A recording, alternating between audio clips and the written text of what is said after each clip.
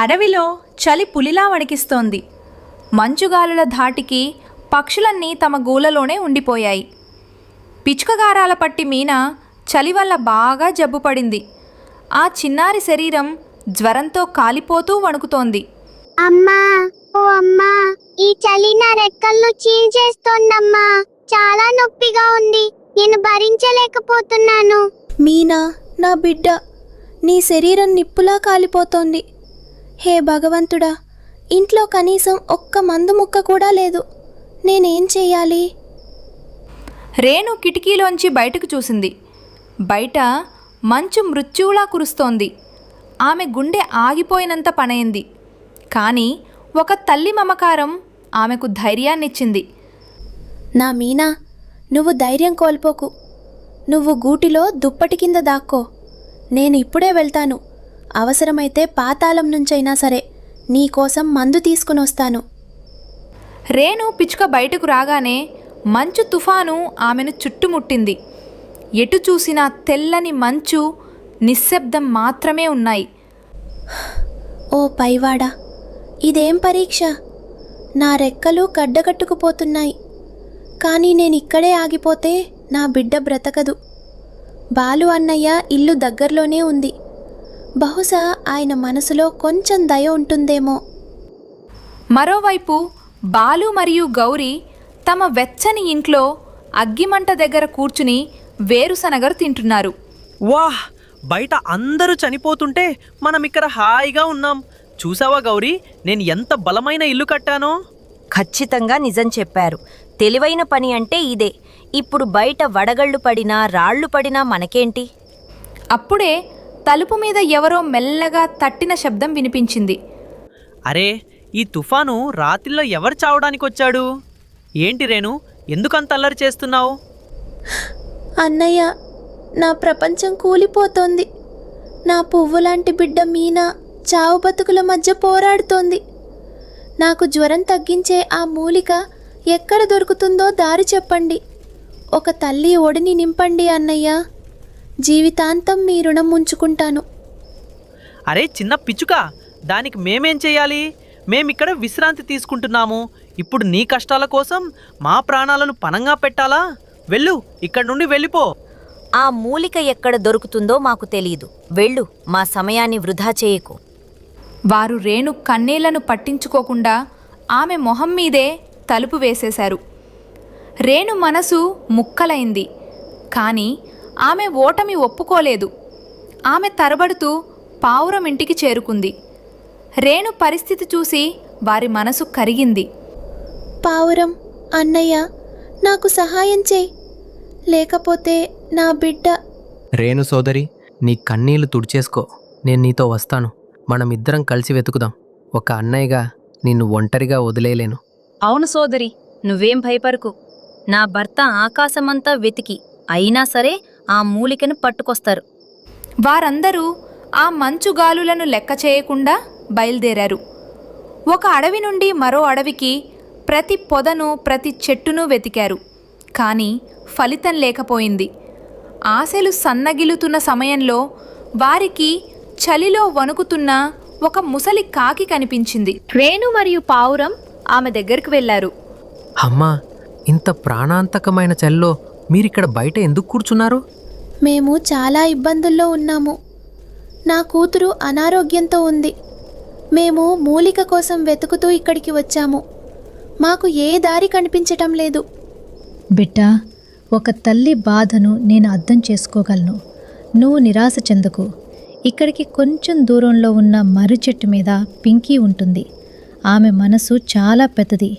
ఆమె దగ్గర నీకు తప్పకుండా ఆ మూలిక దొరుకుతుంది. మీకు చాలా చాలా కృతజ్ఞతలమ్మా. అక్కడ ఒక ఆశకిరణం కనిపించడంతో వారు వెంటనే ఎగిరి పింకీ దగ్గరకు చేరుకున్నారు. అరే, మీరందరూ మంచ విగ్రహాల్లాగా కనిపిస్తున్నారు. ఏమైందసలు? పింకీ అక్క, నా మీనా ప్రాణాలు కాపాడు. ముసలికాకి అమ్మ నన్ను పంపించింది. నాకు ఆ మూలిక కావాలి. హే భగవంతుడా, మీరాగండి, నేను ఇప్పుడే తీసుకొస్తాను. పింకీ ఒక్క క్షణం కూడా ఆలస్యం చేయకుండా మూలికలను ఇచ్చింది. రేణు ప్రాణం లేచి వచ్చినట్లయింది. కానీ తిరిగి వెళ్ళేటప్పుడు రేణు అడుగులు ఆ ముసలికాకి దగ్గర ఆగిపోయాయి. అమ్మా, మూలిక దొరికింది. కానీ మిమ్మల్ని ఈ స్థితిలో, ఈ చలిలో చనిపోవటానికి వదిలేయలేను. మీరు మాతో పాటు రండి. బిడ్డా, నువ్వు ఏం మాట్లాడుతున్నావు? నా కన్నబిడ్డలే, నా కొడుకు కోడలే నన్ను భారం అనుకుని ఇంటి నుండి గెంటేశారు. నువ్వు పరాయిదానివయ్యూ కూడా. అమ్మా, సొంతవారు అంటే రక్త సంబంధం ఉన్నవారు మాత్రమే కాదు, ఎదుటివారి బాధను అర్థం చేసుకునేవారే నిజమైన సొంతవారు. మీరు నా బిడ్డ ప్రాణాలను కాపాడారు. ఈ రోజు నుండి మీరు నా తల్లి. నా ఇల్లు చిన్నదైనా నా మనసులో మీకు చాలా పెద్ద చోటు ఉంది. పదండి. నా మీనా తన అమ్మమ్మ కోసం ఎదురుచూస్తూ ఉంటుంది. అవునమ్మా, రేణు ఒంటరిది. ఆమెకు మీ తోడు అవసరం. రేణు ఆ ముసలికాకి ఆసరా ఇచ్చి తన ఇంటికి తీసుకువచ్చింది. మీనా బిడ్డ, త్వరగా లేచి మూలిక తిను. అప్పుడు మీనా నిద్రలేచి ఆ మూలికను తింటుంది. కొద్దిసేపటి తర్వాత జ్వరం తగ్గి ఆమె కోలుకుంటుంది. అమ్మా, ఇప్పుడు నాకు బాబుంది, కానీ ఈ నానమ్మ ఎవరు? మీనా, ఈమె ఒక దేవత లాంటి వారు బిడ్డ. ఈ రోజు నుండి ఈమె మన అమ్మమ్మ, నీ నానమ్మ. ఇక మనం ఎప్పుడూ ఒంటరిగా ఉండము. ఆ రాత్రి బయట తుఫాను బీభత్సం సృష్టిస్తున్న గూటి లోపల మాత్రం ఆ 3 మనసుల ప్రేమ ఆ చలిని ఓడించింది. ముసలికాకి ఒక కూతురు దొరికింది. రేణుకు ఒక తల్లి దొరికింది. ఎవరైతే ఇతరుల కష్టాల్లో తోడుగా నిలుస్తారో దేవుడు వారికి ఏదో ఒక రూపంలో తప్పకుండా సహాయం చేస్తాడు. నిజమైన బంధం రక్తంతో కాదు, మనసు మరియు భావాలతో ఏర్పడుతుంది. సుందరవనం అడవి ఈరోజు గుర్తుపట్టలేనంతగా మారిపోయింది. ఎటు చూసినా తెలుపు రంగులో మెరిసిపోతోంది. ఆకాశం నుండి దూది పింజల్లా మంచు కురుస్తోంది. చెట్లు, మొక్కలు, పర్వతాలన్నీ మంచు దుప్పటిని కప్పుకున్నాయి. ఈ చలి అడవిలోని పక్షులకు పెద్ద కష్టాన్ని తెచ్చిపెట్టింది. గాలి ఎముకలు కొరికేంత చలిగా ఉంది. టున్నదారు, ఈరోజు చలి చాలా పెరిగిపోయింది. మన ఈ రెమ్మల గూడు ఈ మంచుగాలిని అస్సలు ఆపలేకపోతోంది. అవును రేణు, నాకు మీనా గురించి ఆందోళనగా ఉంది. చూడు, అది చలికి ఎలా వణికిపోతుందో. మనం ఏదో ఒకటి చెయ్యాలి, లేకపోతే మనందరికీ జబ్బు చేస్తుంది. మమ్మ, నాకు చాలా చలిగా అనిపిస్తోంది. మనం ఇంకెక్కడికైనా వెళ్ళలేమా? భయపడకు చిట్టి తల్లి, మనం ఏదో ఒక ఏర్పాటు చేద్దాం. తున్నగారు, పదండి, అడవిలో వెతుకుదాం. ఎక్కడైనా సురక్షితమైన చోటు దొరుకుతుందేమో. రేణు మరియు టునా ఎగురుకుంటూ పింకీ మరియు చిడుక ఇంటి దగ్గరికి చేరుకున్నారు. పింకీ ఇల్లు ఒక పాత చెట్టు తొర్రలో ఉంది. అది చాలా వెచ్చగా ఉంది. వారిద్దరూ లోపల హాయిగా జామ పండు తింటున్నారు. పింకీ, చిలుక, మీరు వింటున్నారా? అరే, ఇంత మంచులో ఎవరు వచ్చారు? చూడు చిలుక, వీరు రేణు మరియు ఆమె భర్త. చెప్పు టూన్, ఏంటి విశేషం? మీరందరూ బయటెందుకు తిరుగుతున్నారు? చిలుకన్న, మా గూడు విరిగిపోయింది. మంచు లోపలికి వస్తోంది. మా పాప మీనా చాలా చిన్నది. ఈ ఒక్క రాత్రికి మేము మీ ఇంటి మూలలో ఉండవచ్చా? లేదు లేదు, మా ఇల్లు చాలా చిన్నది. ఇక్కడ మేమిద్దరమే చాలా ఇబ్బందిగా ఉంటున్నాము. ఇక మీరు ముగ్గురు ఇక్కడ ఎలా పడతారు? మా దగ్గర అస్సలు చోటు లేదు. అవును, మీరు ఇంకెక్కడైనా చూసుకోండి. పింకీకి రద్దీగా ఉండటం అస్సలు నచ్చదు. కానీ పింకీ చిరుక స్వార్థంతో వారిని లోపలికి రానివ్వలేదు. రేణు కళ్ళల్లో నీళ్లు తిరిగాయి. కానీ ఆమె ఓటమి ఒప్పుకోలేదు. దిక్కుతోచక వారిద్దరూ బాలు చెట్టు దగ్గరికి వెళ్ళారు. బాలు గూడు అన్నిటికంటే ఎత్తైన చెట్టు మీద ఉంది. అతను చాలా కట్టెలను పోగు చేసి పెట్టుకున్నాడు. బాలు మరియు గౌరీ తమ బాల్కనీలో కూర్చుని కిందకు చూస్తున్నారు. చూడు గౌరీ, ఆ పాపం పిచ్చుక మరియు దాని కుటుంబం మంచులో ఎలా వణికిపోతున్నారో చూస్తుంటే చాలా సరదాగా ఉంది కదా. నిజం చెప్పారు బాలుగారు. ఈ చిన్న పక్షులు దేనికి పనికిరావు. ఇప్పుడు ఇవి మనల్ని సహాయం అడగటానికి వస్తాయి. చూడండి. బాలు, మాకు సహాయం చేయి. కేవలం ఒక్క రాత్రి విషయమే కదా. నా బిడ్డ చలికి చనిపోతుంది. ఏ టూనా, ఇక్కడి నుండి పారిపో. ఈ కట్టెలను నేను నా కష్టంతో పోగు చేసుకున్నాను, మీలాంటి బిచ్చగాళ్ళ కోసం కాదు. వెళ్ళండి ఇక్కడి నుండి, లేకపోతే ముక్కుతో పొడిచి తరిమేస్తాను. బాలు, ఈరోజు మేము కష్టాల్లో ఉంటే నువ్వు నవ్వుతున్నావు. గుర్తుంచుకో, వాతావరణం ఎప్పుడైనా మారవచ్చు. పదండి తున్నగారు, ఇక్కడ ఆగడం వల్ల ఎలాంటి ప్రయోజనం లేదు అని బాలు అరిచాడు. రేణు టునా నిరాశతో ఒక పొద కింద కూర్చున్నారు. అప్పుడే అక్కడికి వారి స్నేహితుడు పావురం మరియు అతని భార్య ప్రియా వచ్చారు. వారి దగ్గర కూడా పెద్ద ఇల్లు లేదు, కానీ వారి మనసు మాత్రం చాలా పెద్దది. అరే రేణు అక్క, మీరందరూ ఇక్కడ బయట ఎందుకు కూర్చున్నారు? ఓహ్, బుజ్జి మీనా చలికి పూర్తిగా గడ్డ కట్టిపోయింది. త్వరగా రండి, మా రెక్కల దగ్గరకు వచ్చేయండి. ధన్యవాదాలు ప్రియా, కానీ నీ గూడు కూడా తెరిచే ఉంది కదా, మంచు అక్కడికి కూడా వస్తూనే ఉంటుంది. అప్పుడే రేణు కన్ను కింద పడి ఉన్న తడి మంచు మరియు మట్టి మీద పడింది. ఆమెకు ఒక ఆలోచన వచ్చింది. ఆదండి, నాకు ఉపాయం తోచింది. మనం ఇతరుల సాయం అడగటానికి బదులు ఈ మంచునే మన ఇల్లుగా మార్చుకుందాం. మంచు ఇల్లా? కానీ రేణు, మంచు చాలా చల్లగా ఉంటుంది కదా. కాదు టునగారు, మనం మంచుతో లావుపాటి ఇటుకలు చేసి దానిని ఒక గుహలా నిర్మిస్తే గాలి లోపలికి రాదు. లోపల మనం ఎండుగడ్డిని పరుచుకుందాం. దీన్నే మంచు గూడు అంటారు. ఈ ఆలోచన చాలా బాగుంది. నేను మరియు ప్రియా మీకు సహాయం చేస్తాము. ఇక చూడండి, నలుగురు స్నేహితులు కలిసి కష్టపడటం మొదలుపెట్టారు. వారు మంచును సేకరించి దాన్ని గట్టిగా నొక్కి ఒక బలమైన గుమ్మటం, ఇగ్లూ లాంటి గూడును తయారు చేశారు. లోపల మెత్తని గూళ్ళు కూడా ఏర్పాటు చేసుకున్నారు. చూస్తుండగానే ఒక అందమైన వెచ్చని మంచుగూడు సిద్ధమైపోయింది. రాత్రి అయ్యేసరికి వాతావరణం మరింత భయంకరంగా మారింది. మంచు తుఫాను తన పూర్తి శక్తితో అడవిపై విరుచుకుపడింది. గాలివేగం ఎంత ఎక్కువగా ఉందంటే పెద్ద పెద్ద చెట్లు కూడా ఊగిపోసాగాయి. చిలుక, కాపారు, మా చెట్టు ఊగిపోతోంది. నాకు చాలా భయంగా ఉంది.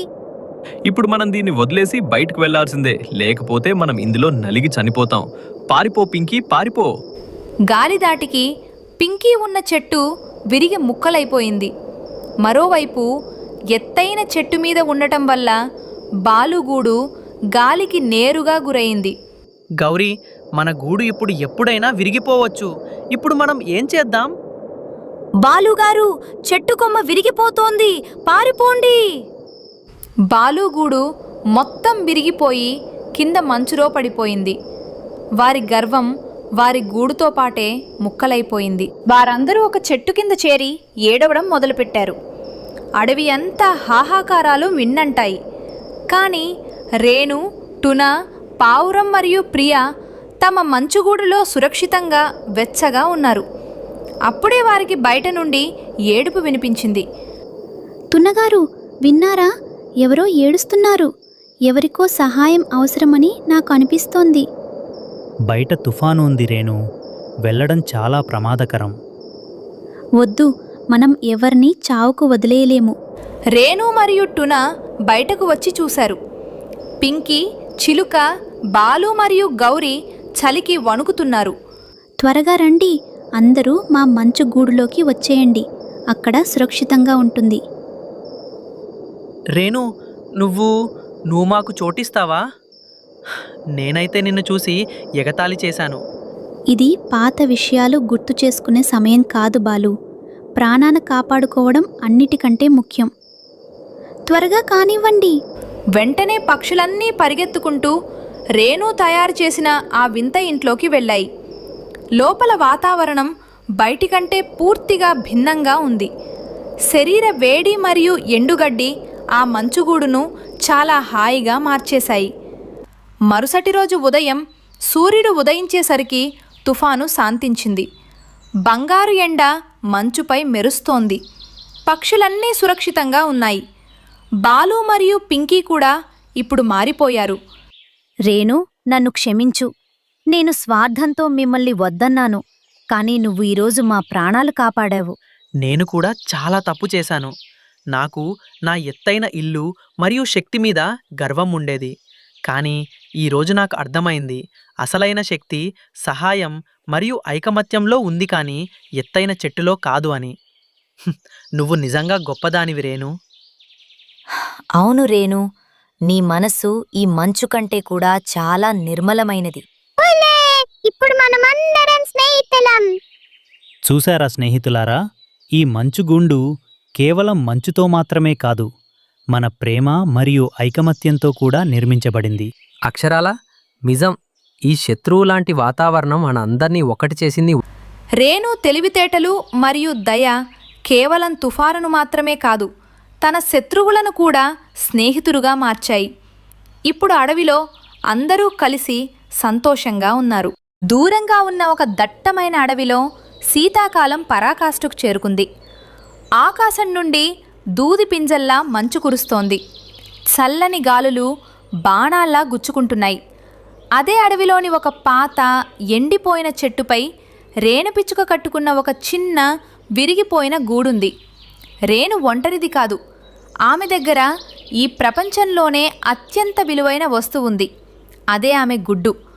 అందులో ఆమె పుట్టబోయే బిడ్డ పెరుగుతోంది. రేణు భర్త ఇప్పుడు ఈ లోకంలో లేడు, అందుకే బాధ్యత అంతా ఆమె చిన్న భుజాలపైనే ఉంది. నా కన్నా, నువ్వు భయపడకు. నా శరీరంలో వెచ్చదనం ఉన్నంత వరకు ఈ క్రూరమైన చలి నీకు తగలకుండా చూసుకుంటాను. మరికొంతకాలం ఓపిక పట్టు, ఆ తర్వాత నువ్వు బయటకు వస్తావు.